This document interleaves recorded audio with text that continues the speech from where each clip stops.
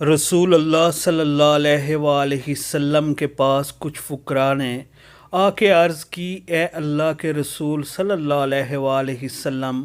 مالدار لوگ بھی نماز پڑھتے ہیں، وہ بھی روزے رکھتے ہیں جیسے ہم رکھتے ہیں، ان کے پاس مال ہے، وہ صدقہ و خیرات کرتے ہیں اور اللہ تعالیٰ کی راہ میں خرچ کرتے ہیں، اور ہم نہیں کر پاتے، تو ہم ان کے برابر کیسے ہو سکتے ہیں؟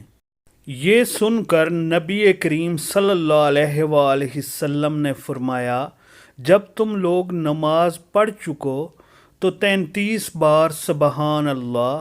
33 بار الحمدللہ اور 33 بار اللہ اکبر اور 10 مرتبہ لا الہ الا اللہ کہو،